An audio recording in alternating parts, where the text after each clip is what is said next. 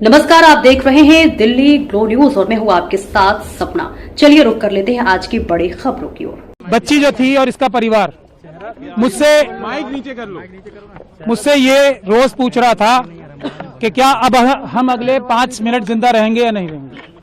अब कम से कम मैं इन्हें ये बता सकता हूं कि आपके पास अभी बहुत छोटी सी रिलीफ मिली है। बिल्कुल हमें इसको विक्ट्री नहीं कहना चाहिए, मैं इसको विक्ट्री नहीं कह रहा हूं, ये विक्ट्री नहीं है। ये एक छोटा सा सांस लेने का मौका विक्टिम और उसको परिवार को मिला है। इसके अलावा इस फैसले को मैं कुछ भी नहीं देख सकता, क्योंकि जो सीबीआई ने जो स्टैंड लिया है, जो हमें डर था वही किया उन्होंने। बहुत लिमिटेड पॉइंट पे स्टैंड लिया है उन्होंने, और जो हमारे सबसे मजबूत ग्राउंड थे उनको रेज ही नहीं किया, जो जजमेंट में भी मौजूद हैं। और अगर सीबीआई के पास तो हमारी रिटर्न सबमिशन भी मौजूद थी ना, जो हमने हाईकोर्ट में फाइल की थी, ना उन्होंने हमसे कंसल्ट किया ताकि हम उनकी पिटीशन बेहतर बनाने की कोशिश करते, ना उन्होंने हमें पार्टी बनाया और कोशिश ये की कि हमें लास्ट मोमेंट तक उनकी जो एसएलपी फाइल है वो भी ना मिले। तब आज भी, लेकिन मैंने आपको पहले भी कहा है, इस बच्ची और इसके परिवार के खिलाफ इतने ज्यादा अत्याचार हुए हैं, इतने ज्यादा सबूत मौजूद हैं कि अगर इतनी सी भी बात की जाएगी ना, तो कोई भी जज, कोई भी अदालत इस बच्ची के ही पक्ष में फैसला देगी। और इसीलिए इस जजमेंट को हम क्रिटिसाइज कर रहे थे कि ये जो दिल्ली हाईकोर्ट की जजमेंट थी, वो इतनी महान दयालुता जो दिखाई थी इस कॉन्विक्ट को, कुलदीप सिंह सेंगर को, जिसको मैं बोलता हूँ एप्स्टीन गैंग के मेंबर हैं, वो इंडियन एप्स्टीन गैंग के मेंबर हैं, उनके बहुत बड़ा गैंग भी है। और आज आप लोगों ने अंदर भी देख लिया होगा कि हम लोगों की संख्या इतनी सी थी उन लोगों की संख्या के आगे, और हमें दोनों तरफ से मुकाबला करना पड़ रहा था, इस तरफ से भी और उस तरफ से भी। तो टेक्निकल ग्राउंड पे आज कोर्ट ने फिर भी हमें मेन मेरिट्स पे सुनने का मौका, सुनवाई करने का मौका नहीं दिया, क्योंकि हमने ये कहा था कि जो सीबीआई ने बोला है वो टिप ऑफ द आइसबर्ग है। हमारे पास अभी मेजर पोर्शन है, जिसमें ये पब्लिक सर्वेंट की बात तो बहुत छोटी है ना। पब्लिक सर्वेंट के अलावा ये person in dominance in control है, क्योंकि इसी जजमेंट में लिखा हुआ है कि कुलदीप सिंह सेंगर साहब ने पंचायत होल्ड करके सबको बुलाया था अपने सामने और ये बोला था कि केस फाइल करो या ना करो, ये मैं तय करूंगा। इस तरफ की बातें इसी जजमेंट में लिखी हुई। तो हमें ये भी बोलने का मौका नहीं मिला। हमें ये भी बोलने का मौका नहीं मिला कि जो दूसरा मेजर इशू है जिस वजह से ये सस्पेंशन दी गई थी, तो वो इसलिए दी गई थी कि सिर्फ 7 साल की मिनिमम सजा है। अब जब मिनिमम सजा इतनी है तो इसको छोड़ देना चाहिए। ये एक ग्राउंड था जो हम चैलेंज करेंगे भी, अभी क्रिटिसाइज भी करेंगे। तो मैक्सिमम पनिशमेंट देखी जाती है ना, ये कोर्ट, कोई भी हाई कोर्ट ये फैसला तभी दे सकती है जबकि वो डिटेल में फैसला दे कि इसमें मिनिमम पनिशमेंट से ज्यादा दी नहीं जा सकती। हम ये भी नहीं बता पाए, मैं भी आपको 3-4 पॉइंट ही बता रहा हूं। हम ये भी बताना चाहते थे कोर्ट को कि जो थ्रेट परसेप्शन की बात की है वो बिल्कुल परवर्स है।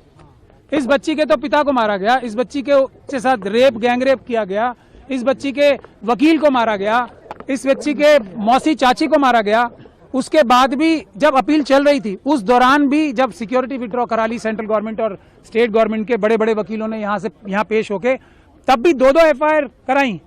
तो हम ये भी बताना चाहते थे कि ट्रायल जो हाईकोर्ट थी, ऑनरेबल बेंच ऑफ हाईकोर्ट जो थी, उसने ये भी कंसिडर नहीं किया कि जैसे ही सिक्योरिटी विड्रॉ हुई हमले शुरू हो गए। तो हम ये भी बताना चाहते थे कि थ्रेट परसेप्शन ऐसी नहीं होती कि अंदाजा लगा के ये कह दिया जाए कि फ्यूचर में अटैक नहीं होगा, इसके ऊपर कोई हमला नहीं होगा, क्योंकि सीआरपीएफ है, इसलिए किसको कोई खतरा नहीं है। माँ को तो खतरा है। फैसले को कैसे देखते हैं आप? मैंने आपको बताया ना, ये मरते हुए नहीं, जो इसको जीत कहेगा, वो जो जीत कहेगा इसको, वो धोखा देगा देश की जनता को भी और पूरी न्यायिक व्यवस्था को। सबसे बड़ा धोखा होगा अगर इसे जीत बोला जाए। मेरी बात सुन लीजिए, ये जीत नहीं है। जीत क्या है? इस बच्ची की क्या जीत होगी? इस बच्ची को दर की ठोकरें खानी पड़ रही हैं, इतने छोटे छोटे 2 बच्चे हैं उसको कल मार दिया जाएगा, परसों कोई सिक्योरिटी नहीं है। इस बच्ची का क्या जीत होगी? इसके पिताजी की हत्या कर दी, इसकी माताजी को विधवा कर दिया, इस बच्ची की जीत कहाँ होगी? अब इसके वकील को मार दिया गया, इसकी मौसी चाची को मार दिया गया, और ये सड़कों पे दर भटक रही है। इसकी जीत होगी क्या? इसकी क्या जीत? मैं सीबीआई ने हमें पार्टी नहीं बनाया।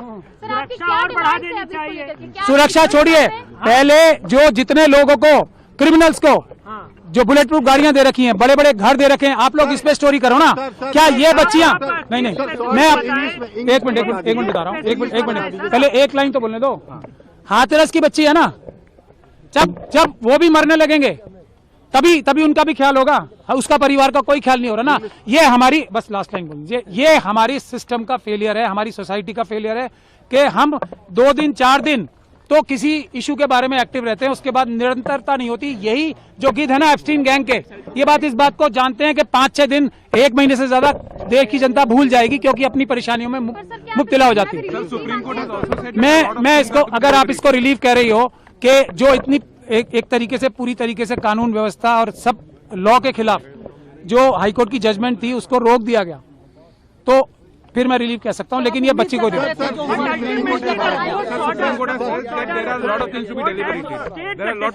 नो, मैं एक चीज जो इन्होंने पूछा, मैं गजेंद्र भाई का धन्यवाद कर, आपने एक मिनट मैं इनकी बात का जवाब दे दूं। बहुत अच्छा सवाल पूछा आपने। हम उम्मीद ये कर रहे थे कि एक सुओ मोटो जो सुप्रीम कोर्ट ने संज्ञान ले रखा था सभी बच्चियों के बारे में, जो छोटी बच्चियां हैं उनके रेप और मर्डर्स के बारे में, उसको रिवाइव हम कम से कम करा देते, लेकिन हमारी सुनवाई नहीं हुई।